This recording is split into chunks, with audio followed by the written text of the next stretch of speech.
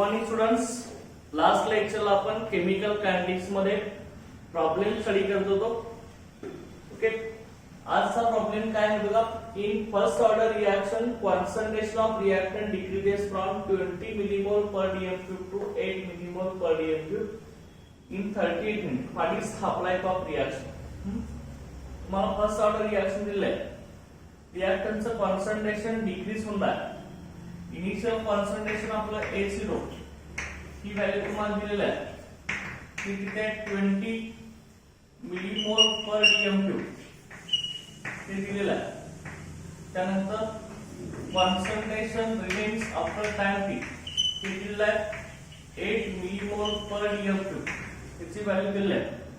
Time दिलेला आहे T 38 minute आपल्याला दिलेला आहे टाइम. त्यानंतर आपला इथे विचारलेलं आहे की हाफ लाईफ पिरियड आपल्याला काढायचा आहे. हाफ लाईफ पिरियड म्हणजे आपल्याला टी हाफची व्हॅल्यू इथं फाइंड आउट करायचं. आता लक्षात घ्या, टी हाफ आपल्याला फाइंड आउट करायचा असेल तर सुरुवातीला के काढला पाहिजे. कारण का आपला फॉर्म्युला काय, T half is equal to 0.693 divide by K. हा आपला फॉर्म्युला आहे. ओके, के ची व्हॅल्यू सुरुवातीला काढूया. Rate constant for first order reaction 2.303 divided by T log 10 initial concentration of reactant divided by final concentration after time. So value put kara 2.303 divided by T 38 minute into log 10 initial concentration 20 final concentration 8. ते आपण simplify केलं तर आपल्याला k ची value मिळणार आहे. Okay, त्याचा log बघून आपण सिम्प्लिफाय केलं. के ची व्हॅल्यू आपल्याला मिळणार आहे त्याच्यामध्ये 0.0211 पर मिनिट. त्यानंतर हाफ लाईफ पिरियड मग T half is equal to 0.693 divide by K. K ची व्हॅल्यू आपल्याला मिळालेली आहे 0.02411. तर आपला हाफ लाईफ पिरियड येणार आहे त्याची व्हॅल्यू आहे 28.74 मिनिट. हा आपल्याला हाफ लाईफ पिरियड मिळणार. ओके, लक्षात आहे ना.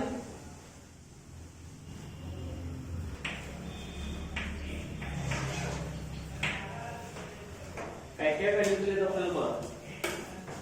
Half life of first order reaction दिलेलं आहे आपल्याला. त्या प्रॉब्लेम मध्ये 1.7 आवर दिलेला आहे. त्यानंतर how long it will take म्हणजे टाइमची व्हॅल्यू आपल्याला काढायचं आहे. How long it will take म्हणजे टाइम तुम्हाला फाइंड आउट करायचा. कधी करायचं आहे 20% रिएक्टंट रिएक्ट झाल्यावरती 20% रिएक्टंट रिएक्ट झाल्यावरती करायचं. म्हणजे इनिशियल कॉन्सन्ट्रेशन तुमचं 100 असणार आहे. 20% रिएक्टंट रिएक्ट झाल्यावरती आपलं फायनल कॉन्सन्ट्रेशन किती राहणार 80. ते किती असणार आहे 100 - 20 म्हणजे 80 ची व्हॅल्यू काय असणार आहे 80 असणार. सो 20% रिएक्ट होणार ना. 80 मध्ये concentration remains after time T. Time T नंतर किती शिल्लक राहते असतं लक्षात घ्या. 100 - 80 होणार. त्यामुळे आता के ची व्हॅल्यू काढली पाहिजे ना, त्याशिवाय टी निघणार नाही. चल का T half is equal to K divide by T half is equal to 0.693 divide by K. बरोबर आहे. हे असं आपलं हाफ लाईफ पिरियड आहे. T half is equal to 0.693 divide by T म्हणजे के इज इक्वल टू काय आहे 0.693 divide by T half. T half ची व्हॅल्यू किती आपली हाफ लाईफ पिरियड किती आहे बघा 1.7. ओके, 1.7 आवर दिलं आपल्याला. त्याच्यानंतर के ची व्हॅल्यू तुम्हाला मिळणार आहे. के ची व्हॅल्यू बघा 0.04076 पर आवर. हे आपला के येणार आहे. रेट कॉन्स्टंटची व्हॅल्यू मिळणार आहे. त्याचा आता रेट कॉन्स्टंट मिळाला की तुम्हाला K is equal to 2.303 divide by T log 10 initial concentration to concentration after time T. T करायचं आहे 2.303 के इकडे डिवाइड होणार. बरोबर ना. Okay, log 10 initial concentration divide by concentration after time T. Value put up करा आपण 2.303 divide by के ची value किती आपली 0.4076. ओके. लॉकटेन इनिशियल कॉन्सन्ट्रेशन आपलं 100 आहे, फायनल कॉन्सन्ट्रेशन आपलं 80 आहे. हे लॉग टेबलला आपण सिम्प्लिफाय करायचं की आपल्याला आन्सर जे मिळणार आहे 0.5476 आवर. ओके. आता हवरचं जर आपल्याला मिनिट मध्ये करायचं असेल तर 60 ने मल्टिप्लाय करायचं इंटू 60 मिनिट. ओके. एका तासात 60 मिनिटं ना आपण 60 ने मल्टिप्लाय करायचं तर 32.86 मिनिट येणार. इथे आपल्याला टीची व्हॅल्यू मिळाली, टाइम मिळाला, टाइम रिक्वायर्ड. लक्षात आलं.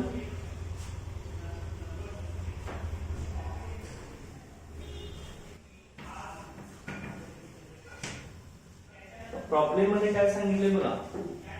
The energy of activation for first order reaction is 104 kilojoule per mole. Rate constant at 25 degrees Celsius is 3.7 into 10 raised to -5 per second. What is the rate constant at 30 degrees Celsius? दोन different temperature दिलेले आहेत आपल्याला, त्याला आपला rate constant काढायचा. तर आपण काय काय दिले बघा. एनर्जी ऑफ ऍक्टिव्हेशन ईएची व्हॅल्यू तुम्हाला दिलेली आहे, किती आहे ती 104 किलोजूल पर मोल व्हॅल्यू तुम्हाला दिलेली आहे एनर्जी ऑफ ऍक्टिव्हेशन. त्यानंतर नेक्स्ट काय दिलं बघा K1 rate constant of first. जो कमी टेम्परेचरला असतो तो K1 असतो, जो जास्त टेम्परेचरला असतो तो K2 असतो.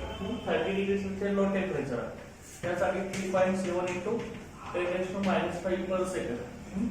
त्यानंतर इथे T1 असणार आहे याचा किती 30 डिग्री सेल्सिअस ना. ओके. T1 ची व्हॅल्यू आपली 25 डिग्री सेल्सिअस.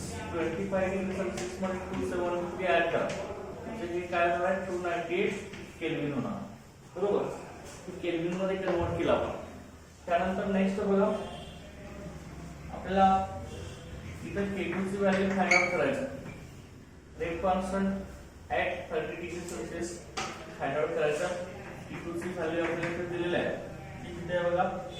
K2 आपला 30 डिग्री सेल्सिअस इथे 273 ऍड करा म्हणजे तुम्हाला हे 303 केल्विन मिळणार. बरोबर आहे. त्यानंतर आता फाइंड आउट कसं करणार आहे बघा. फॉर्म्युला सेम आपण यूज करणार आहे. log 10 K2 by K1 is equal to EA divided by 2.303R. Okay. Okay, 1 upon काय bye T2 minus T1 divided by T1 into T2. हे हा फॉर्म्युला आपण यूज करणार आहे. तर लक्षात घ्या log 10 K2 by K1 हे आपलं कसं आहे ना बघा. log 10 K2 by K1 यांची log C इथे डिव्हायडेशन म्हणजे काय असतं सबट्रॅक्शन असते. log 10 K2 minus K1 is equal to EA divided by 2.03 T2 minus T1. त्याची व्हॅल्यू आपण इथे ऍड करूया ह्यामध्ये. EA divided by 2.03R T2 minus T1 divided by T1 into T2. Okay. मग log 10 K2 ची काढू. K2 ची value काढायची. तर log 10 K1 minus log 10 plus K1 होणार. Plus EA divided by 2.303 R T2 minus T1 divided by T1 into T2. Okay. की आपलं log minus log 10 plus log 10 होणार. आता व्हॅल्यू पुट अप करा फक्त तुम्ही. log 10 K1 ची व्हॅल्यू किती आहे बघा. log K1 ची व्हॅल्यू किती आपली 3.7 into 10 raised to -5 plus energy of activation EA ची व्हॅल्यू दिली आहे तुम्हाला किलोजूल पर मोल दिलाय. आता इथे आपण किलोजूल पर मोलचं कन्वर्जन जूल मध्ये करा. 104 into 10 raised to 3. Okay. 104 into 10 raised to 3. Okay. Divide by 2.03 R. Gas कॉन्स्टंटची व्हॅल्यू आपल्याला दिलेली आहे 8.314. इथं T2 minus T1. T2 ची व्हॅल्यू आहे T2 आपला 3010 minus. Okay. T1 290 divide by 298 into 30. Okay, बघा आता इथं आपला आन्सर किती मिळणार बघा. ह्याचा लॉग आपण घेतला 3.7 into 10 raised to -5. इथं बघा किती येणार आपल्याला 5.5682. ओके, आणि इथं आपलं पॉईंट 3 आले त्यासाठी पॉईंट म्हणजे किती झालं इथे 4.4318 प्लस पॉईंट. ओके, ते आपल्याला किती आलं -4.1318. म्हणजे आता K2 इकडं लॉग K2चा इकडे अँटी लावू. ओके, लॉग K2 इकडे ह्या साईडला अँटी लावू ना. Anti log -4.1318. त्याचा अँटी लॉग आपण घेणार आहे. तर अँटी लॉग बघा याच्यामध्ये किती होणार आपल्या इथं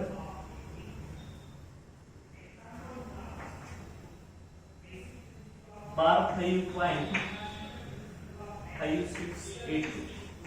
ठीक आहे, चा अँटी लॉग घेऊया. तर आपल्याला किती येतं बघा हे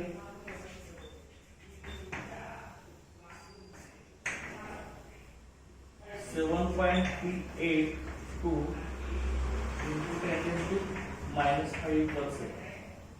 ओके, हा K2 ची व्हॅल्यू मिळाली. ओके,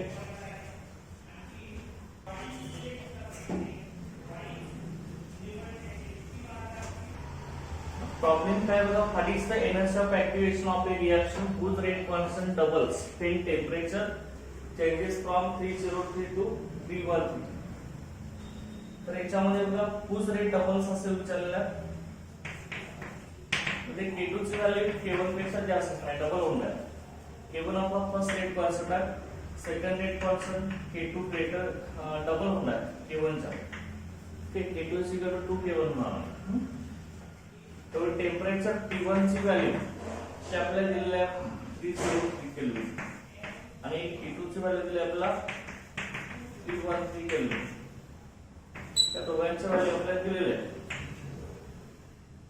ओके, त्यानंतर आपला फॉर्म्युला आहे आपला एनर्जी ऑफ एक्टिवेशन EA ची व्हॅल्यू फाइंड आउट करायचं आहे. log 10 K2 by K1 is equal to काय ना. Okay, EA divided by 2.303R T2 minus T1 divided by T1 into T2. Okay, हा आपला फॉर्म्युला आहे. ओके, हा आपला फॉर्म्युला आहे. आता व्हॅल्यू पुट अप करायचं आहे. तर EA is equal to energy of activation EA ची व्हॅल्यू तुम्हाला कळायचं आहे. तर हे नाव आहे 2.EA is equal to 2.303R into T1 T2 divided by okay T2 minus T1 log 10. okay, log 10 इथे काय होणार आहे K2 by K1 चा ह्या साईडला करणार आहे. K2 म्हणजे काय घेतलं आपण 2K1 ना, बरोबर आहे ना. 2K1 by K1 असं होईल. log 10 K2 by K1 चं पहिली स्टेप लिहिलं आहे. log 10 K2 by K1 तर व्हॅल्यू पुट कर 2.03 R गॅस कॉन्स्टंट ची व्हॅल्यू आपली 8.314 बरोबर. का टेम्परेचर तर दिलेलं आहे. T1 ची व्हॅल्यू किती आहे 303, T2 ची व्हॅल्यू किती आहे आपली 313. ओके, डिवाइड बाय T2 आपलं किती आहे 313 minus 30. ओके, तर log 10 K2 ची व्हॅल्यू आपली किती आहे 2K1 घेतली आपण, त्यामुळे 2K1 by 1. ओके, इथं आपला K1 कॅन्सल होईल. बघा इथं काय झालं पण बघा 2.303 into 8.314 303 into 313. आता इकडे K1 कॅन्सल होईल. log 10 2 फक्त इकडे काय येणार आहे log 10 2 येणार. log 10 2 ची व्हॅल्यू किती आपली 0.3010 डिवाइड बाय इथं आपली किती येणार 10 येणार. ओके, ते आपण सिम्प्लिफाय केलं तर याचा आन्सर येणार आपला एनर्जी ऑफ ऍक्टिव्हेशन EA इथं हे आपल्याला मिळणार आहे 54660 जूल. ओके, म्हणजे त्याचे किलो जूल करायचं 54.66 किलो जूल एवढी आपली एनर्जी ऑफ ऍक्टिव्हेशन येणार किलो जूल मध्ये EA ची value.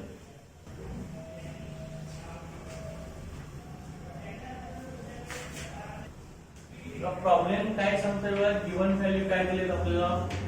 The rate constant of reaction at 500 degree Celsius is 1.6 into 10⁻³ per mole per second.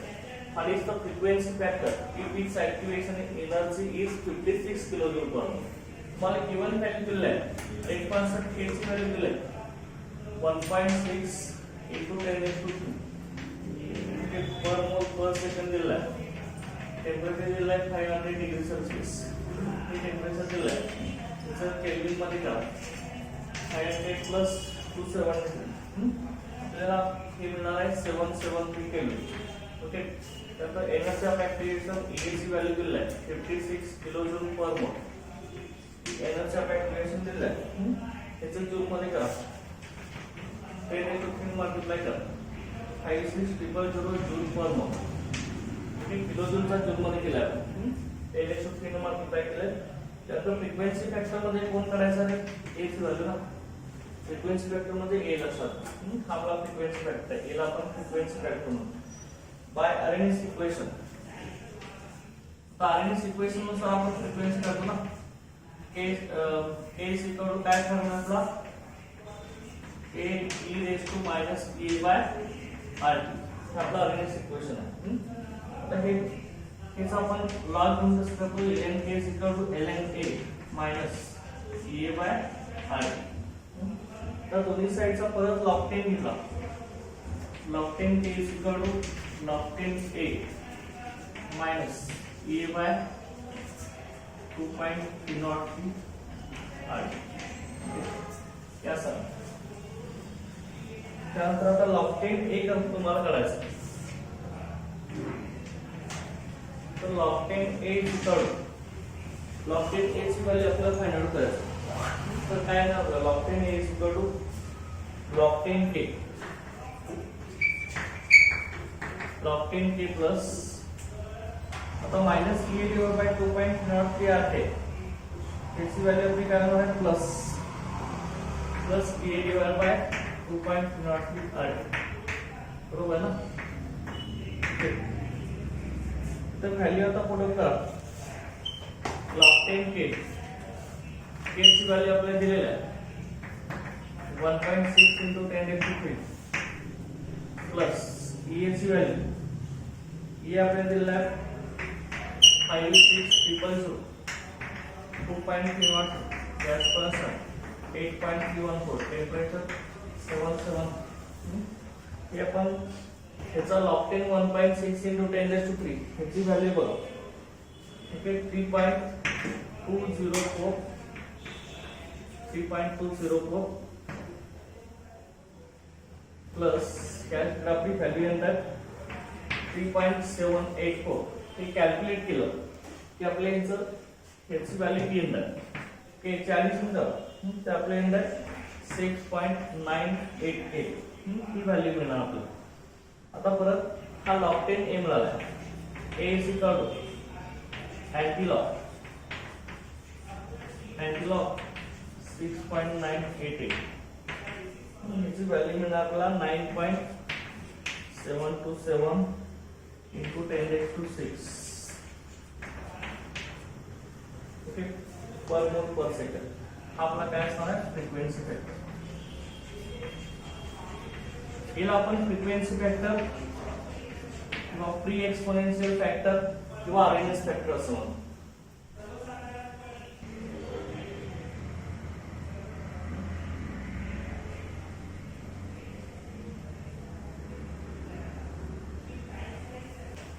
Question काय बघा show that time required for 99% completion of first order reaction is 3 times the time required for 90% completion. म्हणजे 90% reaction complete व्हायला जेवढा time लागतोय okay त्याच्यापेक्षा 99.99% reaction complete व्हायला किती time लागणार आहे हे आपल्याला फाइंड आउट करायचं. ओके तर ह्याच्यामध्ये कसं येणार आहे बघा सुरुवातीला आता 99% कंप्लीशन ऑफ रिएक्शन आपण घेऊया. फॉर 99.99% कंप्लीशन एवढी रिएक्शन कंप्लीट होण्यासाठी किती टाइम लागणार आहे. ओके हा टाइम शो करायचा आपल्याला 99% कंप्लीट होण्यासाठी 90% कंप्लीट होण्यासाठी त्या दोघांच्या टाइमचा रिलेशन काढायचा. टाइमच्या रिलेशन मध्ये काय करायचं T1 आणि T2 चा रेशो काढायचा. तर आता इथे बघा 99% कंप्लीट होणार आहे म्हणजे सुरुवातीला इनिशियल कॉन्संट्रेशन किती असणार आहे आपलं H0 100 असणार ना. इनिशियल 100% असणार आहे त्यात 99.90% रिएक्शन कंप्लीट होणार म्हणजे कॉन्संट्रेशन रिमेन्स आफ्टर टाइम किती असणार आहे 100 मायनस 99.99 म्हणजे किती असणार आहे आपल्याकडे 0.1 बरोबर ना. ते एवढा आपलं कंप्लीट होणार आहे. त्यानंतर नेक्स्ट बघा फॉर 90% कंप्लीशन साठी तर 90% रिएक्शन कंप्लीट होणार आहे. 90% कंप्लीट म्हणजे इनिशियल कॉन्संट्रेशन किती असणार आहे same 100.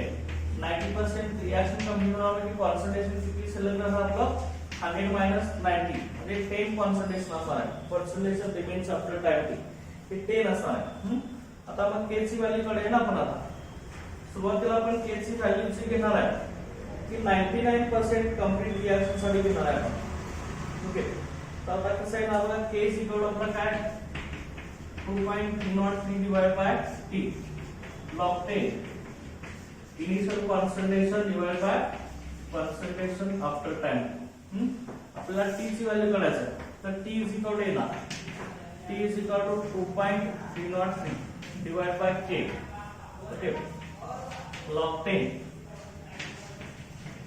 initial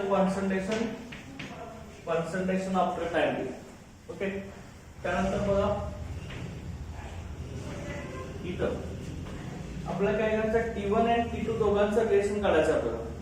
T1 by T2 is equal to काय ना सांगा मग हिच्यावरून आता K is equal to 2.03 divided by T log 10 H0 by 80 म्हणजे इथं T is equal to काय आला T ह्या साइडला घेतल्यावर किती व्हॅल्यू आहे ना आपला टाइम रिक्वायर्ड फॉर 99% आणि 90% रिएक्शन काढायचं म्हणजे T1 by T2 चा रेशो काढायचा म्हणजे T1 by T2 is equal to काय ना बघा T1 ची व्हॅल्यू काय ना त्याला T1 म्हणा ना आता. ओके काय ना मग हे 2.303 divided by K1 बरोबर ना. K log 10 इनिशियल कॉन्संट्रेशन किती आहे आपलं इनिशियल कॉन्संट्रेशन 99% असताना 100 आहे ना बरोबर आहे खाली काय येणार आहे 0.1 टोटल डिवाइड बाय हे same 2.303 divided by K log 10 initial concentration किती आहे आपलं 90% कंप्लीशनला इनिशियल 100 आहे फायनल किती आहे 10 आहे. हे 100 by 10 हे 100 by 10 होणार. ओके त्याच्यावर आपल्याला 2.303 by K 2.303 by K cancel होईल. फक्त आपल्याला काय राहिलं याच्यामध्ये 100 by 10 च राहील ना. ओके हे किती येणार आहे log 1000 by 10 येईल तर 100 कॅन्सल होईल. ओके याच्यामध्ये log 1000 by 10 just log किती येणार 1000 by 10 मध्ये किती येणार 10 raised to 3 येणार बरोबर ना 10 raised to 3 येणार. त्यामुळे 3 log 10 3 log 10 याची व्हॅल्यू आपली 3 येणार आहे. आता मग T1 ची व्हॅल्यू किती आली T1 by T2 is equal to हे त्याला आपला 3 आला ना म्हणजे T1 is equal to 3 into T2 झाला. Time required for 90% completion reaction is 3 times आले तो का 3 times. Okay okay 99% completion reaction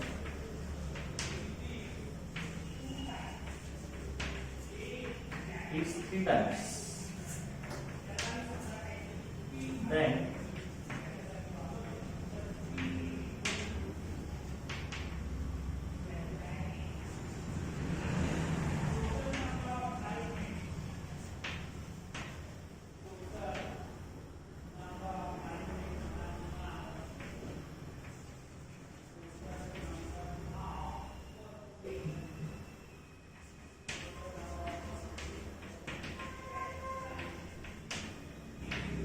पद्धतीने हे आपले येणार आहे. चला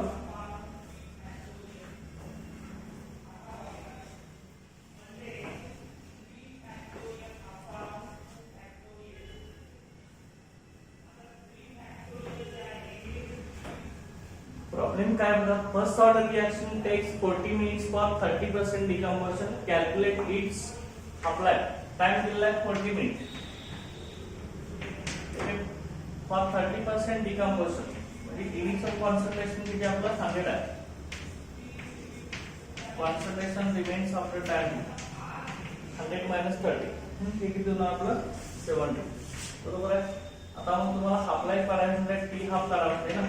त्यासाठी के माहिती आहे का. के नाही ना. के इज इक्वल टू कसं काढणार 2.303 divide by T log 10. Initial concentration divide by concentration remains after time. खाली पुढं करा 2.3 डिवाइड बाय टी. टी ची value 40 minutes. Okay log 10 100 by 7. Okay तर आपला आन्सर येणार आहे त्यामध्ये. तर बघा 2.03 divide by 40 log 10 100 by 70 log 10 1.25. Okay इथं आपला आन्सर मिळणार आहे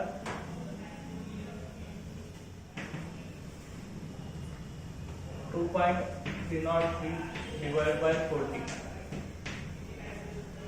into आता log 10 1.25 चा log जो आहे तो आपल्या इथं बघा 0.09691 आपला log येणार आहे.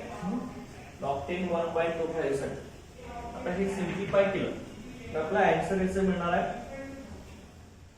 8.918 into 10 raised to minus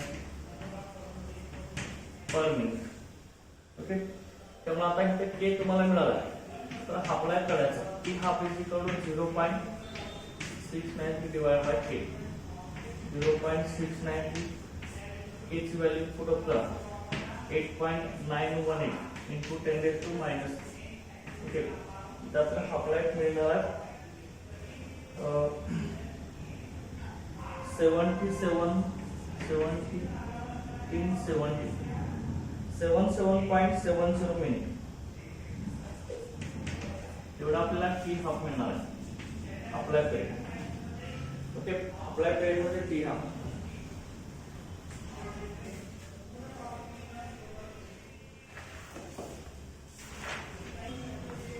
problem मध्ये बघा rate constant for the first order reaction is given by log 10 k is equal to 14.34 minus 1.25 into 10 raised to 4 per divided by time. Calculate activation energy of the reaction असे विचारले जाते. तर त्यामध्ये बघा आपल्याला given value दिलेलं आहे. Given मध्ये काय दिलं आहे log 10 k is equal to 14.34 minus 1.25 into 10 raised to 4 divided by k लक्षात घ्या. आता हे जे इक्वेशन आहे ते आरएमएस इक्वेशनच्या पॅटर्न मध्ये. आरएमएस इक्वेशन आपलं कसं आहे log 10 k is equal to log 10 a minus e divided by काय 2.03 r. ठीक आहे आपला आरएमएस इक्वेशन आहे. त्याच पॅटर्न मध्ये हे आहे लक्षात घ्या. आता इक्वेशन ह्याला 1 म्हणूया त्याला इक्वेशन आपण 2 म्हणूया. दोन्ही इक्वेशनचं कंपॅरिझन आपण करायचं. Comparing equation 1 and 2.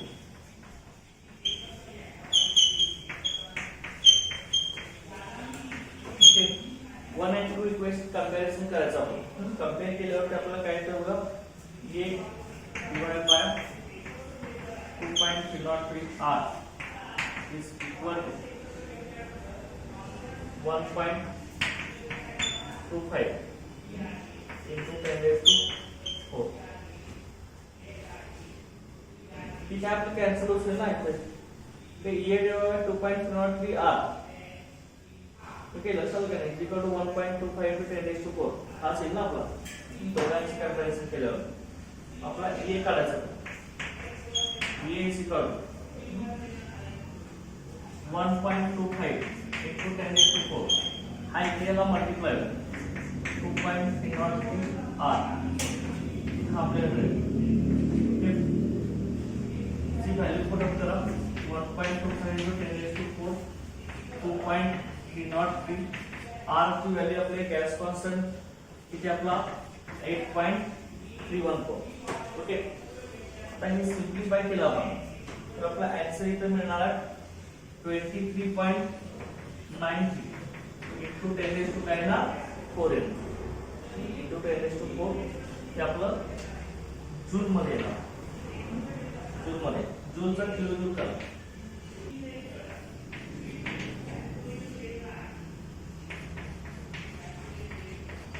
Kilo joule per mole ही आपली एनर्जी ऑफ एक्टिवेशन आहे. Okay,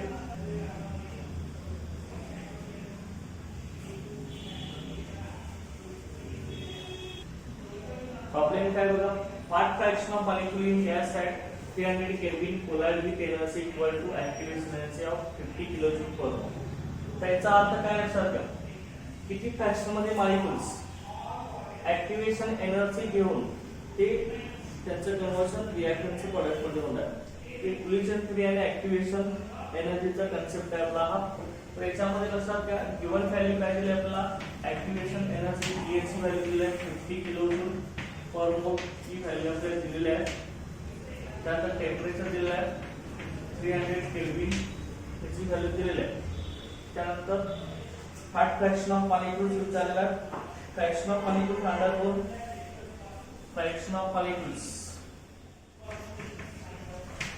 fraction of molecules undergoes successful collision.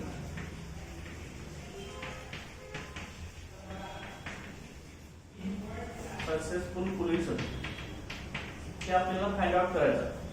किती fraction of molecules successful collision देतात तर आपण फॉर्म्युला आपला त्याचा होता F = e⁻⁻ बरोबर आहे ना. हे सक्सेसफुल कोलिशन देणार F = e⁻⁻. एवढे मॉलिक्यूल्स ऍक्टिव्हेशन एनर्जी घेऊन त्यांचं कन्व्हर्शन रिएक्टन्सच्या प्रोडक्ट मध्ये होत असतं. त्या फॉर्म्युला आपला होता ऍक्टिव्हेशन एनर्जी आणि कोलिशन थेअरी मध्ये. आता मग ह्याच्यामध्ये e ची व्हॅल्यू दिली आहे. e ची व्हॅल्यू आपली आता इथे किलो जूल मध्ये जूल मध्ये करा 10 raised to 3 जूल पर मोल. त्यामुळे इथे काय करूया 50 into 10 raised to 3. ओके, त्यानंतर डिवाइडेड बाय काय इथे गॅस कॉन्स्टंटची व्हॅल्यू आपली 8.314. टेम्परेचर तर दिलेलं आहे की आपण 300 केल्विन आहे. तर e⁻ इथे नाव बघा हे 20.04 हे आपण सॉल्व केलं. e⁻20.0465 हे एवढे येते. आता इथं आपल्याला काय करायचं बघा की आपण जर लॉगच्या व्हॅल्यू मध्ये लिहिलं तर log 10 F = येईल.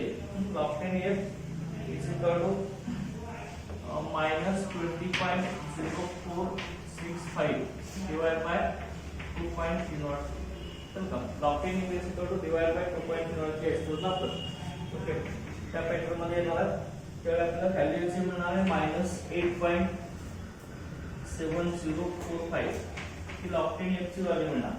आता F = अँटी-लॉग F = काय ना अँटी-लॉग -8.7045. ओके, ह्याचा अँटी-लॉग येणार. ओके, आपल्या ह्याचा अँटी-लॉगची व्हॅल्यू बघा किती आहे ते आपण किती केलं बघा. ह्याचा -1 चं 1 ची ऍडिशन केलं अँटी-लॉग -9.2955. ओके, तर याचा अँटी-लॉग बघा त्याच्यात 1 ची आपण ऍडिशन केले. ओके, त्या इंटिजर मध्ये 1 ची ऍडिशन आणि त्या 0.7045 हा 1 मधून मायनस केलाय तर आपल्याला 2955 येते. तर आपल्याचा आन्सर बघा 1.974 आणि हा 10 raised to इकडे -9 होईल. ओके, म्हणजेच थोडक्यात काय हे नियर इक्वल टू झालं 2 into 10 to minus 9. म्हणजे fraction of molecules undergoing successful collision ते आपली किती आली? ओके, 2 into 10 to minus 9 एवढे आले. एवढे molecules okay energy of activation घेऊन त्याचं कन्व्हर्शन प्रोडक्ट मध्ये होणार. लक्षात आहे ना? ओके, अशा रीतीने टोटल प्रॉब्लेम आपले झाले आणि केमिकल काइंडिंगचा टॉपिक आपला इथं संपलेला आहे. Okay, thank you.